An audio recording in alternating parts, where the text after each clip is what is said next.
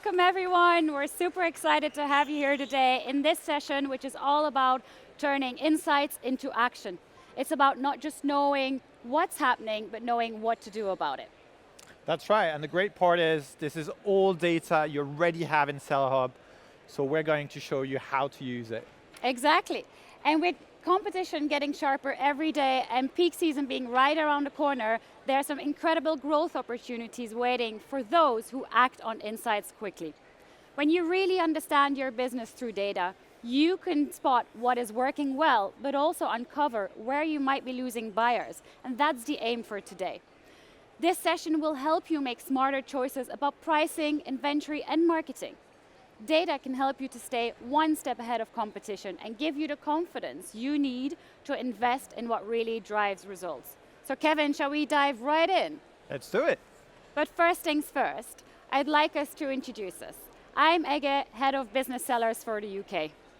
And I'm Kevin, I'm the trading manager for business sales. I've been working for eBay Business Sales for 5 years.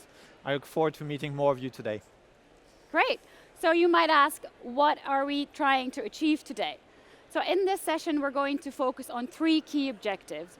First of all, we want to share how you can understand your competitive landscape. Secondly, we will help you identify opportunities in your sales funnel. And then lastly, we want to show you how you can start or keep driving repeat businesses with buyer groups. That's great, and we're going to show you exactly how to do all of that. Exactly. So shall we start by looking at our competitive market? But first, before Kevin is going to take you through how to do it, I just want to highlight why competitive research is so important and why product research, our tool, can be so critical. It can give you a clear view of what is selling and when it's selling, but also how your competitors are showing up. So now, instead of guessing, you can now start preparing with confidence which products deserve your attention and when. The outcome can be very simple but powerful. You can adjust your stock levels at the right time, improve your listings, and change your discount strategy. So it's about using insights to make smarter, more proactive decisions that can help you unlock more sales and scale your business. Thank you, Ege. I definitely see the benefit of doing that. So let's see how we do this in practice. We're going to go here to Seller Hub. A video behind me is playing. So we're searching for a broad search term, computer. I'm using the filters to narrow down what I'm looking at. So between 500 and 1,000 pound items. That's great. And essentially when I use this tool, what I'll see is all the listings and sales data for what I'm looking for, so computer here. So here you can see, I can know exactly how many units I'm selling each week, what's the average selling price. Here, even better, I'm looking at the top selling items for this category, so really insightful. And what's great here is I can even deep dive, learn from what the best are doing, lots of really good images. Actually here also, like, fantastic job on the item specifics. That gives me a really good idea of why the sale is so successful and at the top of the chart. Maybe if I rewind a second, who already uses the research section today? Quick show of hands. Quite a few, Kevin. I love it. Maybe, I know we've got a lot of sales who've been on eBay for 20 years. Is there anybody that's using TerraPeak? Yeah, it's the same tool, right? But essentially, what I want you to remember, I know we've went through a lot of things in this quick video. Look for the research section in your Seller Hub. You want to look for a long time frame. That's how we get to see the demand over time. That's how we understand the seasonality. Look for a broad search term. That gives you more results. You'll better understand your market, the computer market in this example. And then filter out the irrelevant data here. When you look with a price filter, you exclude the low ASP items, you exclude things like accessories. So the filters really help you narrow down what you get. And then you've got really, really powerful data. You've got the sales data, so the demand over time, the seasonality, and you can draw inspiration from the best sellers. So now that we've seen how we actually do the search, what do we learn from this? If we summarize what we've learned here from our analysis, looking at the computer market, we've learned that the demand in our category is bigger than what we assumed. Precisely, we've learned that it's between 700 to 800,000 pounds each week. That's data you've got available. And this we tell from the graph that we saw, which tells us the number of units and the selling price. So the action for us is really clear. If the demand is bigger than what we thought, we increase our stock levels, maybe we expand into some of the sub-segments to broaden our opportunity and capture more of that market. Secondly, we were able to see through the graph that there's a really big sales spikes at Black Friday. That means we can take an informed decision around our discount strategy. We can go all in and capture that peak demand with a discount on Black Friday, or we've also seen actually the demand is fairly stable before and after. So we can do exactly also the opposite, and we can also have a discount strategy capture the demand over a longer period of time outside of Black Friday. That's really up to you. And finally, really importantly, we've learned from the best-selling items. In the examples we quickly saw together, we saw a lot of the top-selling items, they had free shipping, they had a lot of really good photos on the white background, tons of item specifics. So those are like best practices that we see in others, we can take for our own listings. We'll also even be able to tell things like keywords. In the example, we saw a lot of the top selling items had gaming in the keywords, so a really important tell into what important keywords come up. Also an insight that we may want to use the tool even further and deep dive into sub-segments. So really a lot to unpack here. And I hope you try the tool at home. So we've done our first step. Ege, what's next on the agenda? Yeah, so exactly. We hopefully can now look at understanding our market, but we should also look into understanding our sales funnel. So your traffic report will show you how sales happen. It goes from impressions to views and finally to sales. But the key is that not every step in this funnel and not every friction point is the same. When you really understand exactly where in the funnel your buyers are dropping off, you can channel your efforts at exactly the place where it's needed. So smarter adjustments, you save time and you unlock a lot more sales opportunities. But I first want to highlight how a buyer's journey is on eBay. There are 3 key stages to bear in mind. First, a buyer searches for an item and can see your item appear in search. It's the first time they lay their eyes on your item. If your listing has sparked enough of their interest, they may click on it to see more. That's called the view. And then that's where they're going to decide whether what you are offering meets their needs. And if they are convinced and purchase, that's the sale. It sounds simple, doesn't it? But understanding these steps is really important because, as I mentioned a few times, it's how you're going to understand where your buyers are engaging and where they're dropping off. So Kevin, going back to our Seller Hub, can you take them through how they can find out? Totally.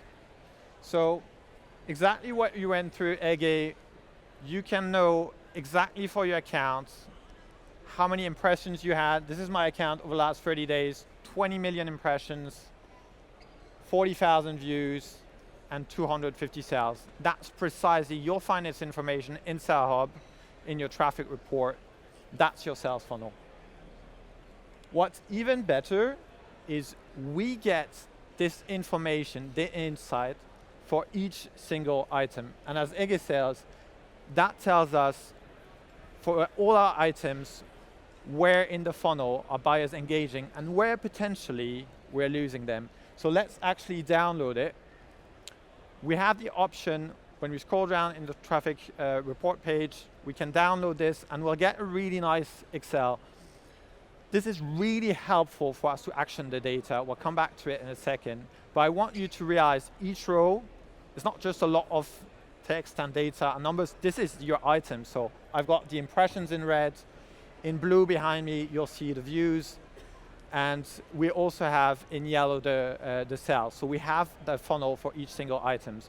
And we've got a lot of other information like the conversion rate, which is really helpful. If I take a step back and think, just zoom in on the first item, the first row here, a Lenovo computer, I see I've had 29,000 impressions, we've had 202 views, and I've made 1 sale over the last month. So I get the impressions, the views, the sales for all of my items. Super powerful. Yeah, exactly. So now we know at what stage we might be losing our buyers. It's important, as I mentioned before, that it's very key to understand not every problem is the same. A drop in your performance could come from very different issues, and we're going to touch on it later, but each problem needs a different solution. So let's go through it. What if your items are getting low impressions? So as I mentioned before, this is where very few buyers are even seeing your listings in search, which means they can't buy it, right? So there's a couple of things that we can do centered around improving visibility. You can optimize your titles with stronger keywords. So as Kevin mentioned, you can find out what keywords are popping up a lot with your competitors. Try and use those. You can add more item specifics and add the detail that people are looking for. But also very important is adding more quality images. All of these things are going to signal to the system and help your items appear higher in search. Secondly, what if you do get high impressions, but people aren't clicking on your listing, so there are not a lot of views? In this case, right, buyers have seen it, but there's something holding them back from looking for more information. And that's usually down to how your listing looks at first glance. We know what they say, right? First impressions matter. This could be down to the main image, the price, or the delivery options.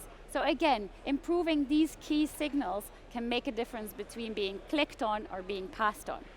And then lastly, you do have impressions.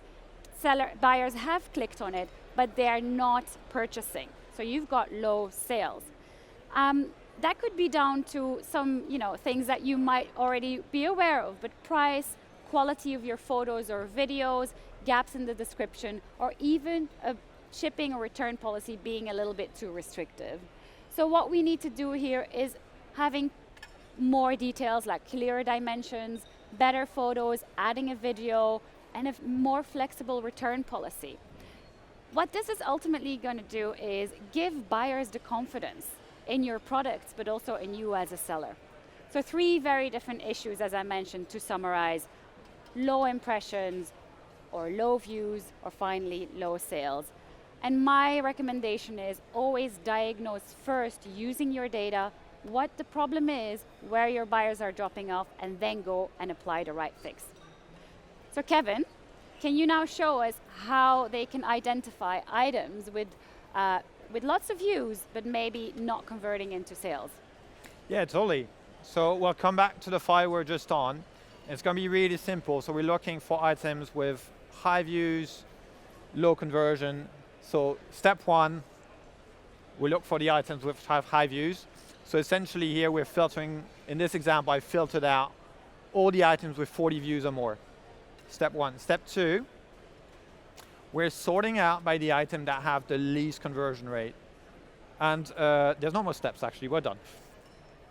What we've done here, really simply, in just 2 clicks, whether you have 50 listings, 1,000 listings, it doesn't matter, really quickly, we've identified all those listings where we've got really good views, but we're not converting. And we're going to keep the list of item numbers where we need to do a little bit of work. But if I think about it, Ege, we've taken the buyers most of the way. They've noticed items, so we've got the impressions, they've viewed our items. I'm just missing something for them to buy, so what can I do about this? Yeah, exactly. So we really want to get them to make that final step, right? Sorry, I think So there's a couple of things that we can do here. We can first start by adding a lot more videos and photos. As I mentioned, quality visuals matter, and adding quality photos is really key. It sounds really basic, but it will give those sellers the confidence they need. Adding a video is going to go even further. So we have an example here of a sneaker seller, right? He was only uploading his listings with stock photos, but his sneakers were not necessarily new as a condition. So what happened was that buyers didn't know the real condition of the shoes that they were looking at, and that was holding them back. So ultimately, by adding his own photos, clear detailed photos, he was able to remove that hesitation. In this case, if the seller had added a video, it would even go further because it can answer questions that haven't even been asked yet. Secondly, it's all about the details, and including key specifications in the item description can go a very long way in giving those buyers the confidence. In our example, we had an audio equipment seller who was selling an amplifier but left out some key specifications, which meant that buyers didn't know which model he was selling. It sounds, again, really basic, but there might be things in your listings where you have forgotten some of the specifications that buyers are particularly filtering on. So again, add as much detail as you can. And then I want to touch on policies. Be generous rather than prescriptive, right? So if you are a seller only offering a 14-day return, what that may mean is that buyers either don't feel like that time period gives them the time enough to return, right? It's as simple as your buyers are busy, they have kids, 14 days doesn't give them the time to go to the shop and return their parcel, for example. But also what extending your return policies may do is signal to buyers that you yourself have confidence in the product that you're selling. So small tweaks here will also make a huge difference. And then lastly, I know that all of you know this, but pricing is really key. So if you feel like you might have to adjust your pricing, it's really important to have a look at what your competitors are charging. And sometimes that doesn't require a big change or a big adjustment. Small adjustments can already really revamp your sales. So anyway, in summary, some small tweaks to your visuals, to listing details, policies and pricing can make a huge difference in your conversion. That's great. Now I actually know what to do. So how do we implement this quickly? So the list just a second ago gave us the list of item IDs, the item numbers that we need to work on. What I can actually do, here we're in the active listings page. You can copy paste your item numbers here. The really great thing, it's a great trick. When you do this, you'll get the view of your active listings will focus on just those item numbers. So what we've essentially done here is now we're working just on those items where we need to improve conversion. So the great thing is we can do all that Ege told us about here and there. Here we can improve our photos, we can improve our descriptions, we can also improve our returns in bulk. And by the way, if you're not familiar with business policies, which is one way of doing it, or if you're not familiar with the bulk editor, I think a really nice complementary session this afternoon will be the time-saving hacks with Sam and Ade in workshop 2. Yeah, so definitely join that. And one last one, you mentioned price is king. So what we can do really quickly here, left-hand side, we take all the items, we want to sell it faster, that's definitely what we want to do, and we're going to add a discount. And up to you. It could be a coupon, it could be a sell and markdown. But what's really, really important here is that we're offering a discount just where it matters, for those items where we need to make a bit of an effort for it to convert. Yeah, great. So you picked it up by now. This is a very practical session. I hope you're already taking some things away. But just to wrap up, now we know how to identify and solve conversion issues, but I want to call out one other opportunity that can help you improve your sales funnel. And this is by addressing what we call stagnant listings. For those who haven't heard of it, these are listings that haven't sold in the last 90 days.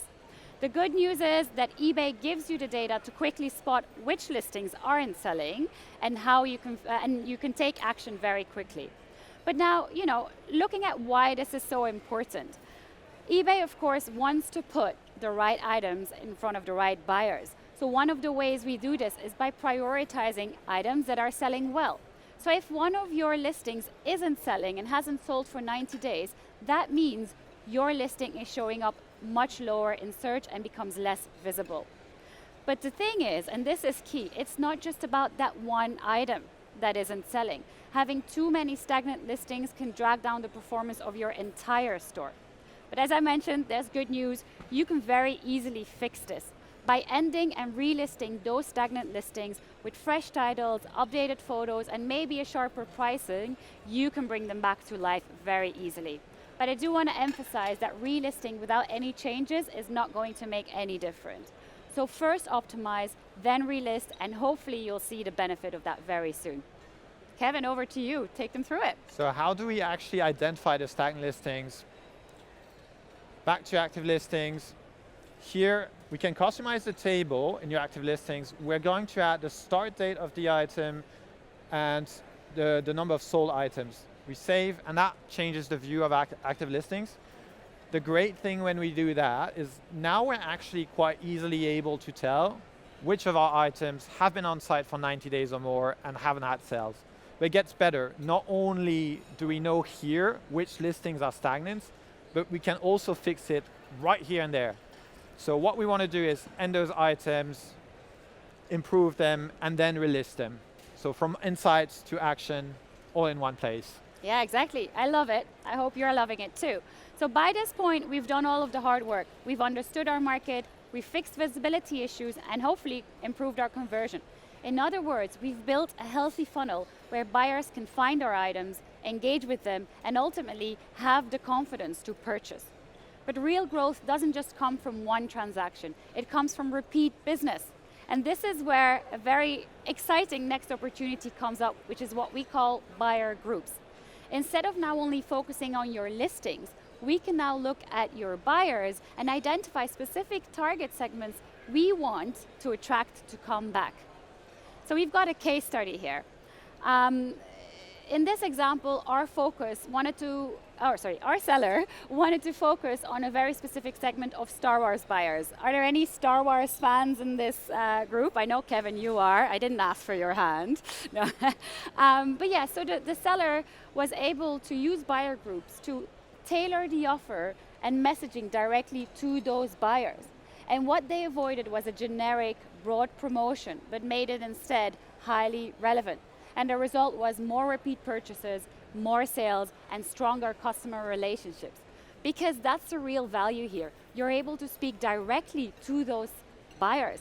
And instead of just driving one transaction, you're building a relationship and you're building the conditions for buyers to keep coming back, and that's how you drive loyalty. So the how now. First step, we're going to head to in-our marketing, and you see the options for buyer group here on the left. So this is where you can create group based on your actual customers. You might choose people who bought from you recently. You might choose people who, exactly the opposite, haven't bought from you recently, and we want to change that. Or, in our example, I want to focus specifically on the Star Wars category. So here, I select my buyers who bought in my Star Wars category, and immediately the system tells us how many buyers we're targeting. Super powerful, because that's our buyers, our data. Your use case might be different. And that's it. We've done at this stage, we've identified the people we want to target. That's our insight. Once you've defined your target, the next step is going to be to set up an offer. And here you're fully in control. You're in control of the discount you're going to offer, for how long it's going to run. And you have full control over what inventory you want to push. So in this example, if I'm speaking to Star Wars fans, there's a good chance they'll be interested in my collectibles item, my toys and games, my video games. You get where I'm going with this. I'm trying to cross-sell, essentially. So really easy to implement. That's our action here. It's designed to be really straightforward, and you won't need a separate tool. And the best part is, you'll also be able to tell what works and what doesn't, because you have really, really good reporting, so you can really iterate. So as you can see, you've got here everything in one place. You've got the insights into which buyer groups to target. You can action it here and there, and you can even continue to improve it. We've gone for a lot, Ege. Yeah. But really, in summary, we've identified that for every problem we faced, there is a tool, there is an insight, there is an action that we took. And we wanted to summarize, Ege and I, into one screen. Feel free to take a screenshot. For those online or who are watching this later, you'll also be able to rewatch this session on YouTube at your own time, deep dive into some of the section maybe we've gone through a little bit quickly on. Additionally, we also want to invite you to take advantage of the one-to-one support we offer to our business sellers. So there's seller clinics here at eBay Open today, but if you couldn't get one today, or you want one later, or maybe you're watching us online, we offer those sessions throughout the year completely free for our business sellers. Just look for eBay seller clinics. So that's it. After today, when you go home, pick one action. Maybe it's fixing your stagnant listings. Maybe it's trying buyer groups for the first time, and give it a try. It will compound into big growth. Again, some last words? Well, thank you everyone for being here. I really hope that each of you have picked up something new or have reminded themselves of something that they already knew but weren't doing. I wish you all the best. Hope you enjoy the rest of your day. And if you ever have any questions and you see us around, just come and talk to us. Enjoy your lunch.